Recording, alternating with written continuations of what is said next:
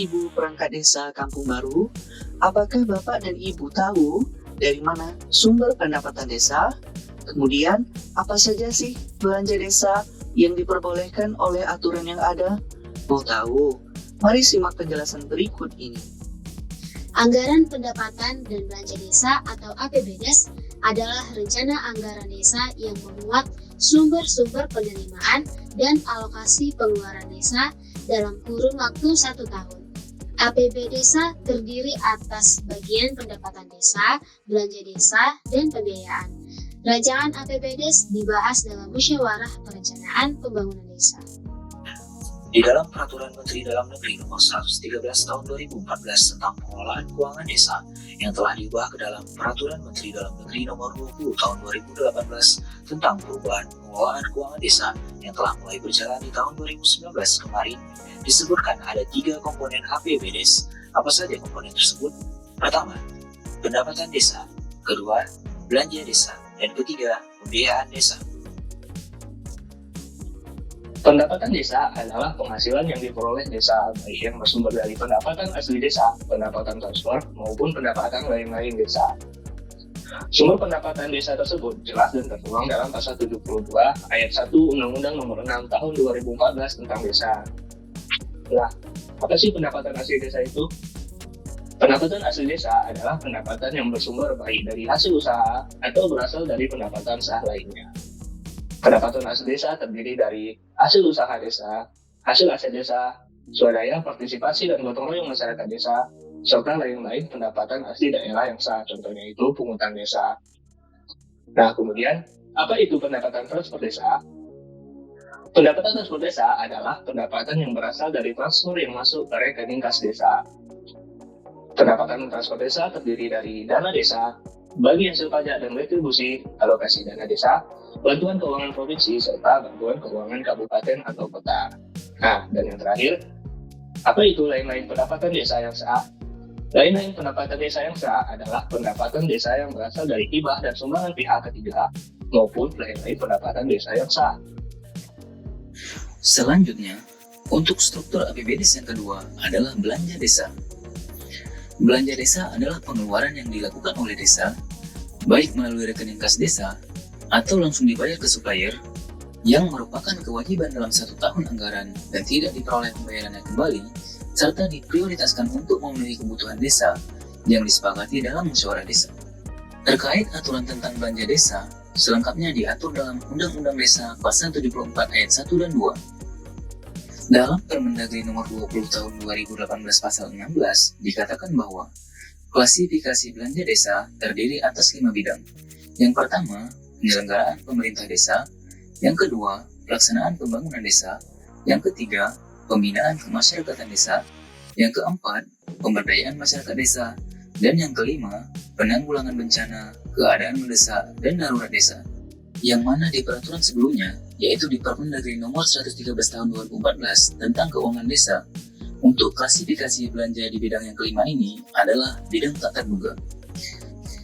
Sedangkan menurut jenisnya, belanja desa terdiri dari 4 kelompok, yaitu belanja pegawai, belanja barang dan jasa, belanja modal, dan belanja tidak terduga yang merupakan penambahan dalam Permendagri Nomor 20 Tahun 2018. Belanja pegawai. Belanja pegawai dimaksudkan untuk membiayai bidang penyelenggaraan pemerintah desa yang pelaksanaan dibayarkan setiap bulannya. Namun, juga harus memperhatikan kemampuan APB desa dan ketentuan peraturan perundang-undangan. Gambaran belanja pegawai yang kemungkinan akan masuk di dalam struktur APBDes, Fikedes. Yang pertama, penghasilan tetap dan tunjangan. Yang kedua, penerimaan lain. Yang ketiga, pembayaran jaminan sosial kepala desa dan pelangkat serap. Yang keempat, tunjangan BPD. Belanja barang dan jasa. Apa yang dimaksud belanja barang dan jasa? Belanja barang dan jasa adalah belanja atau pengeluaran yang manfaatnya kurang dari 1 tahun atau 12 bulan. Lalu, apa saja klasifikasi belanja desa yang dikatakan masuk barang dan jasa? Berikut ini beberapa jenis belanja yang masuk dalam belanja barang dan jasa. Yang pertama, belanja operasional pemerintahan desa. Yang kedua, pemeliharaan sarana dan prasarana desa. Yang ketiga, kegiatan sosialisasi, rapat, pelatihan, dan bimbingan teknis. Yang keempat, operasional BPD. Yang kelima, insentif RT RW. Dan yang keenam, pemberian barang kepada masyarakat atau kelompok masyarakat. Belanja modal. Belanja modal adalah belanja atau pengeluaran barang yang nilai manfaatnya lebih dari 1 tahun yang digunakan untuk penyelenggaraan kewenangan desa. Untuk jenis material belanjanya seperti berikut. Yang pertama, pengadaan batu belah. Yang kedua, pengadaan pasir. Yang ketiga, pengadaan speed. Yang keempat, pengadaan semen. Yang kelima, pengadaan aspal, dan lain sebagainya. Belanja tak terduga. Belanja barang tak terduga adalah belanja yang hanya digunakan untuk kegiatan penanggulangan bencana, keadaan darurat, dan keadaan mendesak yang berskala lokal. Kurang lebihnya, belanja tak terduga itu untuk kebutuhan khusus. Jadi Bapak dan Ibu tidak perlu menganggarkan belanja tak terduga jika desa atau daerah Bapak dan Ibu dikatakan aman atau tidak rawan bencana. Karena jika hal itu Bapak atau Ibu lakukan, maka hanya akan menimbulkan silpa saja. Perlu diketahui Bapak dan Ibu, silpa adalah sisa lebih pembiayaan anggaran yang dalam hal ini merupakan selisih antara defisit anggaran dengan pembiayaan neto. Ada pembiayaan yang sengaja direalisasikan pada akhir tahun sebelumnya untuk operasionalisasi awal tahun. Bahwa belanja tak terduga dapat atau bisa digunakan jika paling sedikit memenuhi kriteria sebagai berikut ini.